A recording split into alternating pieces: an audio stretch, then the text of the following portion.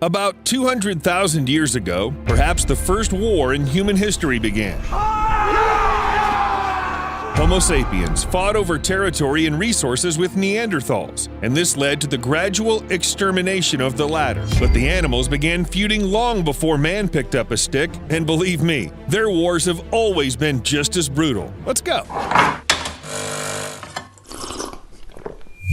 This is a real ant's fortress. Impregnable walls of leaves and guards everywhere. A large and very successful colony lives here. But the cooler the colony, the more powerful enemies it attracts. If you've seen The Hobbit, you remember what happened to the dwarves of Lonely Mountain. For everyone else, let me explain. When they accumulated too much gold, a dragon flew in, set everything on fire, and took the gold and the mountain.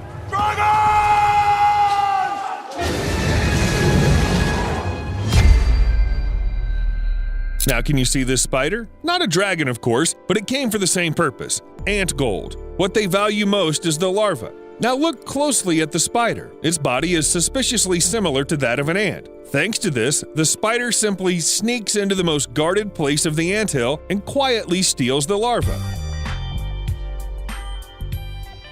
What about the guards? Surprisingly, they don't understand what's going on. Looks like Steve's brother, or his grandmother. Okay, let him go. Wait, the alarm? Yeah, let's pretend that's what it sounds like for ants. The colony seems to be in danger, and it's not even about a spider. This guard releases special pheromones that summon all the inhabitants of the anthill to war. To war! Yes, the most ancient war, which has lasted for more than 100 million years. In fact, ants are very similar to humans. Think about it. Alone, an ant, like a man, has little chance to succeed. But united, they're capable of incredible things. Ants build large colonies, do their own farming, and just like humans, wage wars. So the guard signal alerted everyone about an attack by ants from another colony. There they are, crawling up the tree. Their colony isn't as prosperous, so they've come to rob and take over someone else's. But ant warfare isn't just about pawing the enemy and biting. The defenders of the fortress have special weapons: acid cannons. To humans, formic acid seems like some kind of funny sour liquid, but in the world of wildlife, it can save the life of an entire anthill. Or look, this huge ant belongs to the species Camponitus gigas, and it's considered one of the largest in the world. It can reach 3 centimeters in length, while the smaller ones are just regular weaver ants defending their stronghold. They have a special strategy to defeat such a giant. First, you have to immobilize it. See these guys? While they hold its paws and deprive it of resistance, the others quickly bite it and inject poison into the big ant's body. And here, neither the size nor the powerful jaws will help. The chemical weapon works. The giant is defeated. After that, the last invader dies.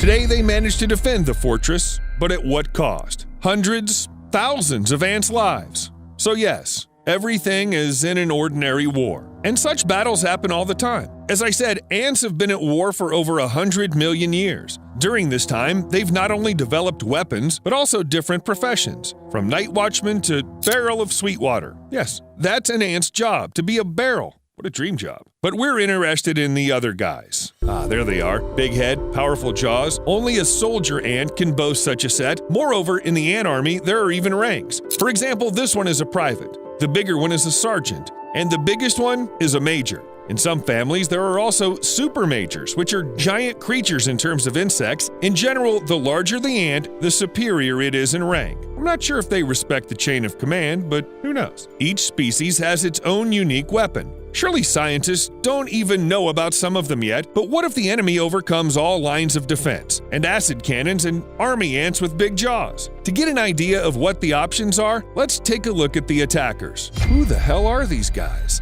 Meet another species of army ants who are nomadic. To understand who they are, we need to travel back to the 13th century.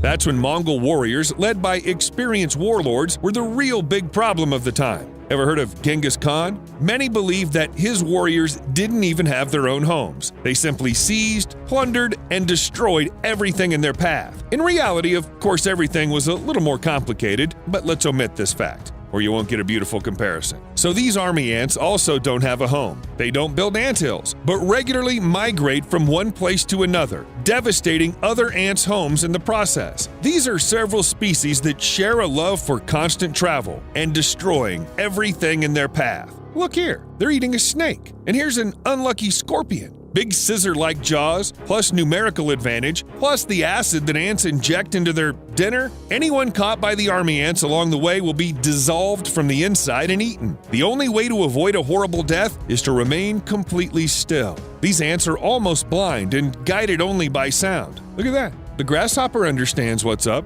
Otherwise, these ants can't be stopped by acid cannons or any other weapon. Probably human ones too, because, well, we can't shoot back at them, can we? So if nomads attack one colony, their nearest neighbors will know about it. Survival depends on it. When one anthill suffers defeat, the other is in full swing to evacuate everybody. They've spotted the army ants and are trying to save the ants' most precious possessions, the very ant gold that all the invaders want to steal. There's the saving of the larvae taking place. But there are also those who've learned to defend themselves in their own way. See that hatch? That's a gliding ant. This hatch is actually an ant itself. Most often they settle in a tree, taking cavities and cracks. The main feature of these ants is that they have a large concave army shield, which plays an important role in protecting the colony from the enemy. Some species also use it to glide if they accidentally fall from a great height. So when the same guard ant sounds the alarm, these guys cover all entrances and exits with their heads. The enemy just can't get in, and as strange as it sounds, a regular door is enough to protect them. The thick chitinous plate, like a cork, closes the entrance well. You shall not pass! Army ants waste no time in figuring out its construction. They simply move on and conquer some other anthill. And while we're on the subject of unusual ways of defending the anthill, here's a fact. Some of the species are even able to explode near the enemy. Literally. Here, see? This army ant sacrificed itself to save the colony. I don't think ants are capable of fear, of course, but, well, now look at the other battlefields from above. Why? You can't see anything. It's just a forest. But only 50 years ago, there was a bloody war between chimpanzees. If you've watched the other videos on my channel, you know that chimpanzees are not just harmless fruit eaters at all. They're cannibals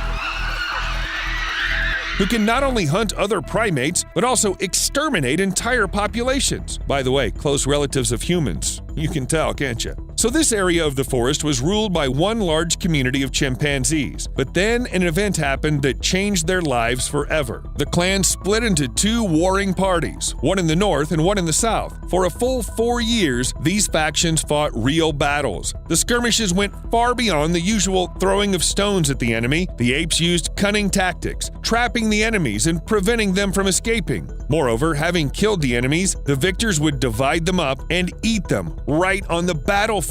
Jeez. Over the years, all the males of one of the groups were killed. Their females went missing, and the cubs were forcibly brought to the victors. After the victors had completely cleared the other's territory, they took possession of it, just like humans. Of course, then another war broke out, and the clan had to retreat, but that's another story. We'll see you later.